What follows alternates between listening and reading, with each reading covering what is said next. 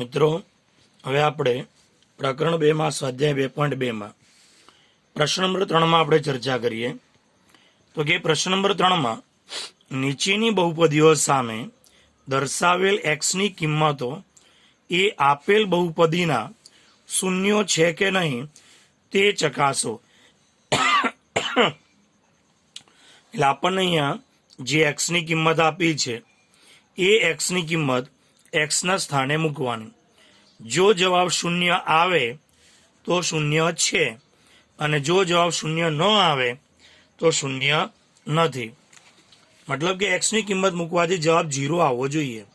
જો 0 આવે તો શૂન્ય છે અને જો 0 ન આવે તો શૂન્ય નથી. તો અહીંયા કેટલા આપ્યા છે? x બરાબર -1/3.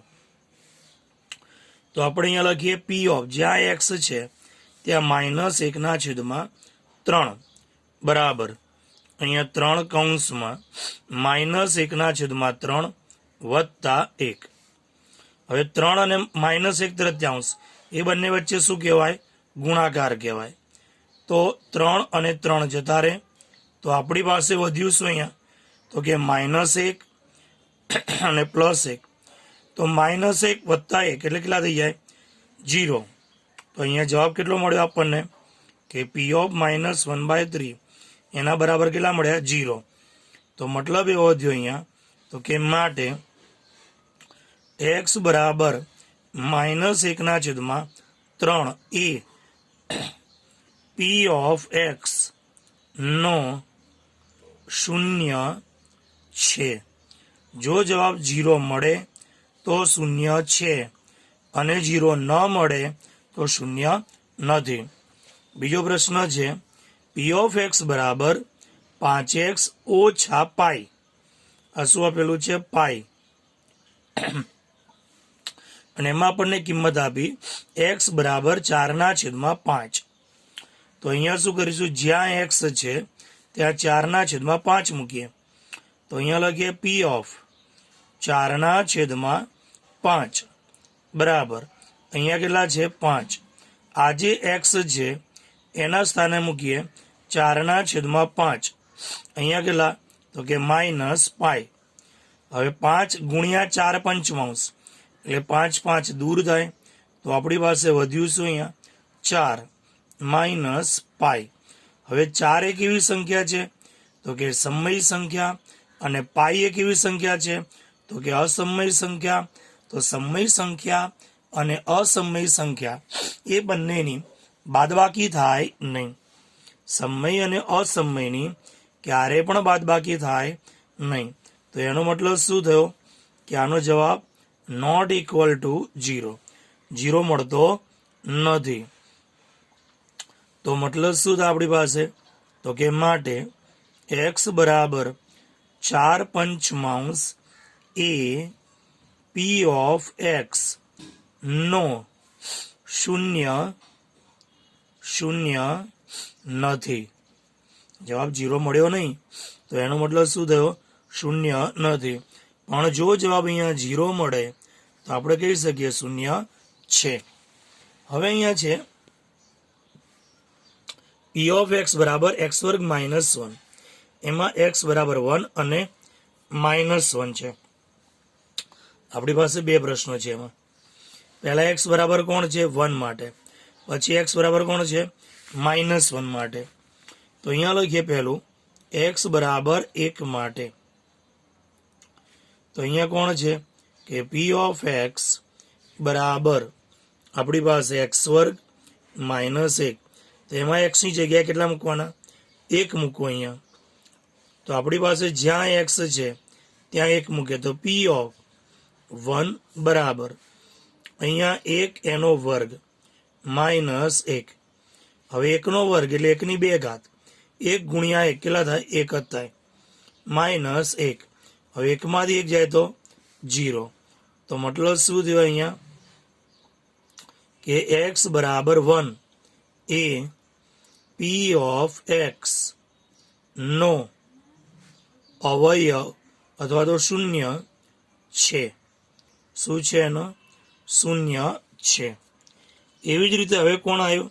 તો કે -1, તો અહીંયા લખીએ આપણે કે x બરાબર -1 માટે તો અહીંયા કેટલા કે p ઓફ x બરાબર કેટલા હતા x² - 1, તો જ્યાં x છે ત્યાં -1 મૂકીએ તો -1 બરાબર -1 નો વર્ગ -1, અંદર માઇનસ સાઇન છે પણ ઉપર કેવી ઘાત છે બેકી ઘાત. બેકી ઘાત હોય અંદર માઇનસ સાઇન હોય તો એનો જવાબ શેમાં મળે પ્લસમાં જ મળે. એટલે અહીંયા -1 નો વર્ગ +1 અને અહીંયા કેટલા છે -1, તો 1 માંથી 1 જાય તો 0. તો એનો મતલબ શું થયો અહીંયા કે x બરાબર -1 એ p ઓફ x નો શૂન્ય છે. બંનેનો જવાબ 0 આવે છે અહીંયા. તો +1 અને -1 બંને x² - 1 ના કેવા છે શૂન્ય છે. એવી જ રીતે હવે અહીંયા છે p ઓફ x બરાબર lx પ્લસ m. શું આપ્યું છે lx પ્લસ m અને x બરાબર -m ના છેદમાં l. એટલે x ની કિંમત કઈ છે કે -m ના છેદમાં l. તો આપણી પાસે જે અહીંયા x છે ત્યાં બધે શું મૂકવાનું -m ના છેદમાં l મૂકવાના. તો આપણી પાસે અહીંયા શું લખાય તો જ્યાં x છે ત્યાં મૂકીએ p ઓફ -m છેદમાં l બરાબર અહીંયા કેટલા l, x ની જગ્યાએ -m ના છેદમાં l પ્લસ m. હવે આ બંને વચ્ચે શું કહેવાય ગુણાકાર. તો આ l ક્યાં છે છેદમાં, આ l ક્યાં છે અંશમાં, બંને વચ્ચે શું કહેવાય ગુણાકાર. આ જે કૌંસ છે એ શું સૂચવે તો કે l અને -m/l વચ્ચે ગુણાકાર છે. તો આપણે શું થાય થી l કેન્સલ થાય. તો અહીંયા વધ્યું શું તો કે -m, બીજું શું વધ્યું +m. તો કે -m +m બંને વિરોધી છે તો એ પણ કેન્સલ થાય. બંને વિરોધી પદ શું થાય દૂર થાય. તો આપણી પાસે અહીંયા જવાબ શું મળ્યો 0. તો એનો મતલબ શું થયો અહીંયા તો કે x બરાબર -m/l એ શું છે અહીંયા તો કે એ p ઓફ x નો શૂન્ય છે. જો જવાબ 0 આવે તો શૂન્ય છે. વચ્ચેના જે બાકીના દાખલાઓ છે અમુક એ તમારી જાતે જ કરવાના છે. જે દાખલામાં ગણાયેલા નથી એ દાખલાઓ તમારી જાતે જ કરવાના છે. ઓકે, હવે એના પછીનો એક દાખલો જોઈએ એ જ રીતનો આપણી પાસે. તો ધ્યાન આપીએ. અહીંયા છે p ઓફ x બરાબર 3x² - 1. એમાં x બરાબર પહેલી કિંમત છે -1/√3 અને બીજી કિંમત છે 2/√3. તો પહેલા આપણે કોની માટે લેવાનું તો કે x બરાબર -1/√3 માટે. તો અહીંયા લખીએ x બરાબર -1/√3 માટે. તો શું થાય આપણી પાસે અહીંયા કે આજે p ઓફ x બરાબર કેટલા છે 3, અહીંયા કેટલા છે x² - 1. તો એમાં x ની જગ્યાએ અહીંયા મૂકીએ કે p ઓફ -1/√3 બરાબર 3 કૌંસમાં -1/√3 કૌંસ ઉપર વર્ગ -1. હવે શું આપણી પાસે અહીંયા તો કે 3m ના m ઉપર બેકી ઘાત છે અંદર માઇનસ છે એટલે એનો જવાબ તો શેમાં થવાનો પ્લસમાં. હવે વર્ગ છે એટલે 1 નો વર્ગ, આ વર્ગ ઉપર પણ લાગે અને નીચે પણ લાગે. તો 1 નો વર્ગ કેટલો થાય 1, નીચે વર્ગમૂળ 3 નો વર્ગ. તો વર્ગમૂળ 3 નો વર્ગ એટલે શું તો કે વર્ગમૂળ 3 ગુણ્યા વર્ગમૂળ 3. તો વર્ગમૂળ 3 ગુણ્યા વર્ગમૂળ 3 એટલે વર્ગમૂળમાં 9 અને 9 નું વર્ગમૂળ કેટલું થાય 3. તો મતલબ વર્ગમૂળ 3 નો વર્ગ કેટલો થાય 3. એટલે ટૂંકમાં કહીએ તો કે વર્ગમૂળને વર્ગની નિશાની આપીએ તો વર્ગમૂળની નિશાની દૂર થાય. એટલે અહીંયા કેટલા મળ્યા 1/3 -1. હવે 3 ને આ બંને વચ્ચે ગુણાકાર તો 3 3 દૂર થાય. તો અહીંયા શું વધ્યું 1, બીજું શું વધ્યું -1. તો 1 માંથી 1 જાય તો શું મળે 0. તો કે p ઓફ -1/√3 બરાબર શું થઈ ગયું 0. તો મતલબ શું થાય આપણી પાસે અહીંયા? તો કે માટે x બરાબર -1/√3 એ p ઓફ x નો શું છે? શૂન્ય છે. ઓકે, હવે બીજી કિંમત રહી અહીંયા. કઈ કિંમત છે? કે x બરાબર 2/√3 માટે. તો અહીંયા લખીએ ફરીથી કે x બરાબર 2/√3 માટે. તો આપણી પાસે રકમ શું છે? તો કે રકમ છે p ઓફ x બરાબર 3x² - 1. તો એમાં x ની જગ્યાએ કેટલા મૂકીએ? તો કે p ઓફ 2/√3 બરાબર 3(2/√3 અને એનો વર્ગ -1. હવે અહીંયા 3, 2 નો વર્ગ કેટલો થાય? 4. √3 નો વર્ગ તો હમણાં જ કીધું √3 ગુણ્યા √3 એટલે 3, એટલે √3 નો વર્ગ કેટલો થાય? 3. વર્ગમૂળની નિશાની દૂર થાય, -1. 3 અને 4/3 વચ્ચે ગુણાકાર. 3 અને 4/3 વચ્ચે શું છે? ગુણાકાર. એટલે 3 3 જાય તો આપણી પાસે અહીંયા વધ્યું શું? 4 - 1. તો 4 માંથી 1 જાય તો કેટલા મળે? 3. તો જવાબ 0 મળ્યો નહીં, નોટ ઇક્વલ ટુ 0. તો મતલબ માટે શું થયું કે x બરાબર 2/√3 એ p ઓફ x નો શૂન્ય નથી. p ઓફ x નો શૂન્ય નથી. સમજ પડી આટલી? હવે પ્રશ્ન નંબર 4. નીચે આપેલી દરેક બહુપદીના શૂન્યો શોધો. અત્યારે આપણી પાસે આ જે પદાવલી છે એ કેવી છે? અહીંયા શૂન્યો શોધવાની વાત છે. આગળના દાખલામાં શું હતું? તમને શૂન્યો આપેલા છે કે નહીં, એટલે કે શૂન્ય છે કે નહીં તે જણાવો. હવે અહીંયા શું છે? આપણે શૂન્યો શોધવાના. શૂન્યો શોધવાના મતલબ x ની કિંમત શોધવાની. કોની કિંમત શોધવાની? અહીંયા x ની કિંમત. શૂન્ય એટલે બીજ. શૂન્યોનો મતલબ શું થાય? અહીંયા શૂન્ય શોધો તો એનો મતલબ બીજ પણ કહેવાય, બરાબર, ઉકેલ પણ કહેવાય. બીજ શોધો, ઉકેલ શોધો અથવા શૂન્યો શોધો. તો શૂન્ય શોધવા માટે શું કરવાનું? અહીંયા તો લખીએ કે p ઓફ x બરાબર કેટલા છે? x + 5. તો અહીંયા લખીએ કે p ઓફ x બરાબર x + 5 ના શૂન્યો માટે, એના શૂન્યો માટે. તો શૂન્યો શોધવા મતલબ બીજ શોધવા, ઉકેલ શોધવો. ઉકેલ શોધવો હોય એટલે આપણે એ પદ બરાબર 0 લેવા પડે. મતલબ કે p ઓફ x બરાબર શું લેવું પડે? 0 લેવા પડે. એટલે કે આપણે એને જે કહેવાય સમીકરણ સ્વરૂપમાં લખવું પડે. જ્યારે પણ શૂન્યો શોધવા હોય ત્યારે આને સમીકરણ સ્વરૂપમાં દર્શાવવું પડે. અત્યારે બહુપદી સ્વરૂપમાં છે તો બહુપદી સ્વરૂપને સમીકરણ સ્વરૂપમાં ફેરવવાનું. હવે સમીકરણ સ્વરૂપમાં ફેરવવું હોય તો આ p ઓફ x બરાબર 0 લેવા પડે. એટલે અહીંયા લખીએ કે એના શૂન્યો માટે p ઓફ x બરાબર શું લેતા? તો કે 0 લેતા. હવે p ઓફ x બરાબર ખરેખર શું છે? તો કે x + 5. તો p ઓફ x ની જગ્યાએ મૂકવાનું x + 5 અને બરાબર શું છે? 0. તો આપણી પાસે સમીકરણ સ્વરૂપ થઈ ગયું. હવે આપણે x ની કિંમત શોધવાની છે.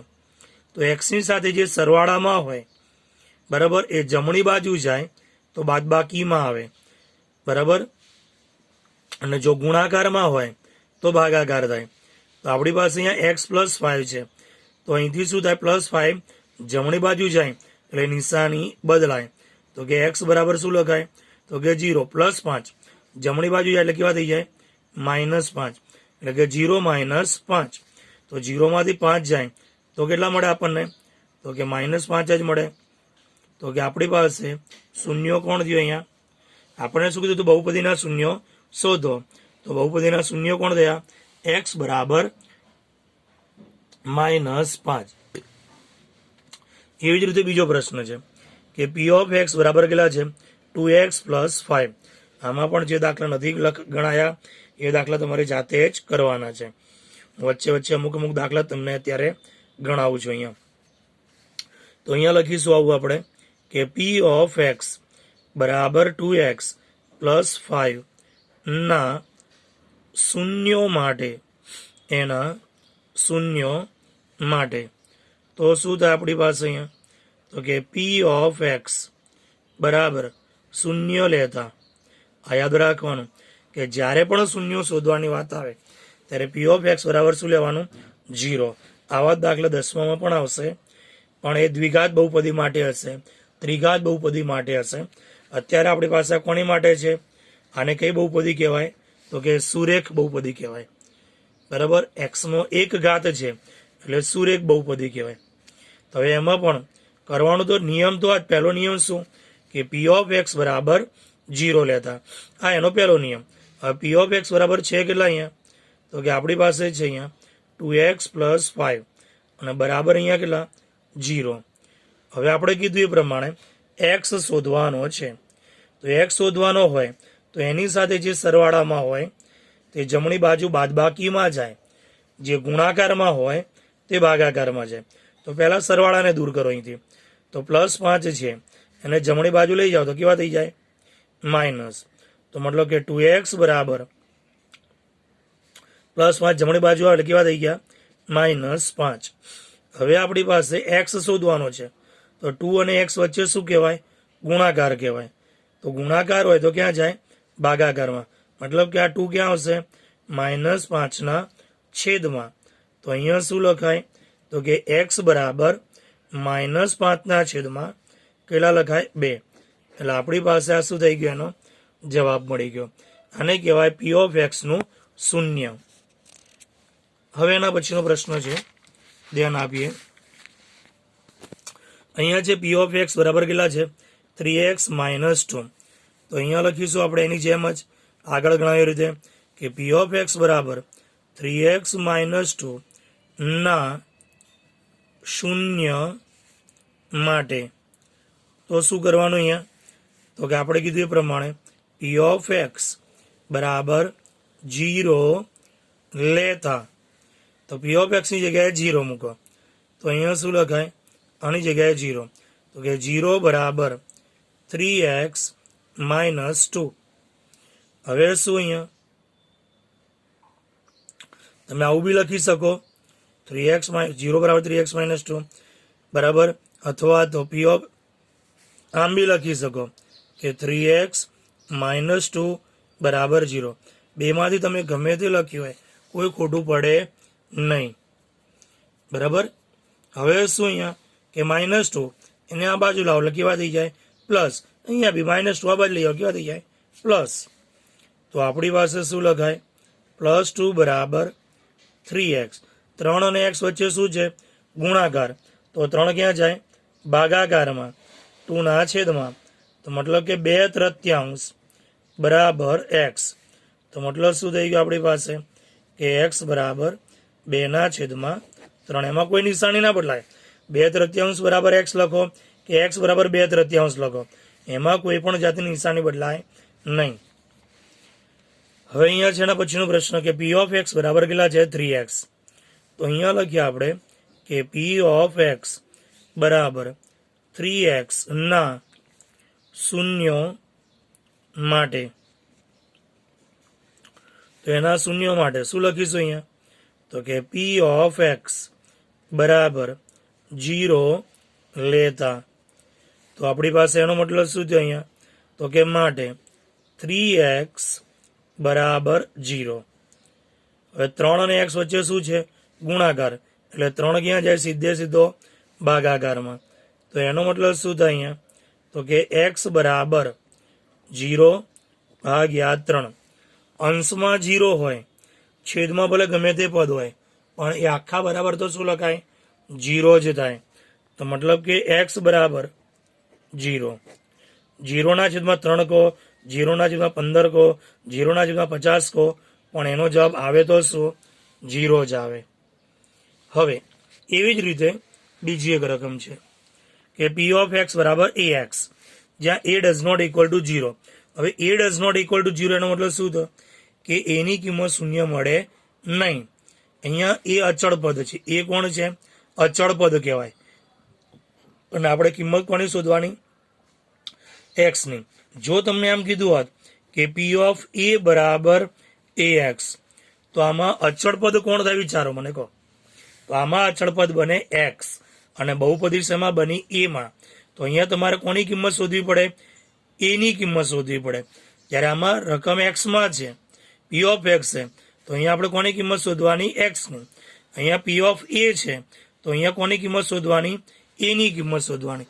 બેમાં આટલો ડિફરન્સ. તમને જે આપેલું હોય એ પ્રમાણે કિંમત શોધવાની. તો હવે અહીંયા લખીએ કે પી ઓફ એક્સ બરાબર એ એક્સ ના શૂન્યો માટે, એના શૂન્યો માટે. તો શું લખાય આપણી પાસે અહીંયા? તો કે પી ઓફ એક્સ બરાબર 0 લેતા, પી ઓફ એક્સ બરાબર શું લેતા? 0 લેતા. તો મતલબ શું થયું એના માટે? એ એક્સ બરાબર શું લખાય અહીંયા? 0. હવે એ અને એક્સ વચ્ચે ગુણાકાર કહેવાય. તો મતલબ એ ક્યાં જાય? તો કે એ જાય ભાગાકારમાં. તો કે એક્સ બરાબર 0 ભાગ્યા એ. તો 0 ના છેદમાં એ, તો એનો મતલબ શું થાય? તો કે 0 ના છેદમાં એટલે એનો મતલબ 0, એટલે એક્સની કિંમત થઈ ગઈ 0. એવી જ રીતે અહીંયા છે કે પી ઓફ એક્સ બરાબર સી એક્સ પ્લસ ડી બરાબર c does not equal to 0. મતલબ કે એક્સનો સહગુણક 0 નથી. અને સી અને ડી કેવી સંખ્યા છે? વાસ્તવિક સંખ્યા છે. મતલબ કે સી અને ડી અચળ પદ કહેવાય. સી અને ડી કેવા પદ કહેવાય? અહીંયા અચળ પદ છે. તો અહીંયા લખીએ આપણે કે પી ઓફ એક્સ બરાબર સી એક્સ પ્લસ ડી ના શૂન્યો માટે. તો એના શૂન્યો માટે તો શું લખાશે અહીંયા?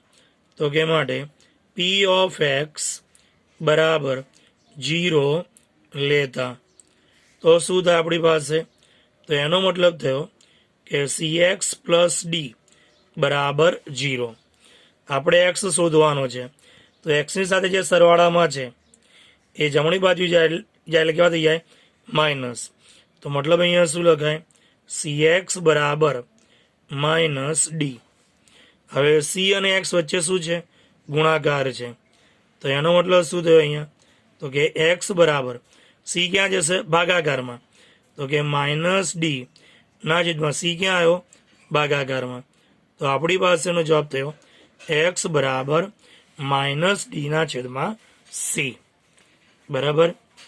જો તમને રકમ અહીંયા જેમાં પણ આપ્યું હોય, સમજો ધારો કે મેં અહીંયા તમને રકમ આપી કે પી ઓફ વાય બરાબર અહીંયા જે તમારી પાસે 2/3 વાય માઇનસ 8 છે.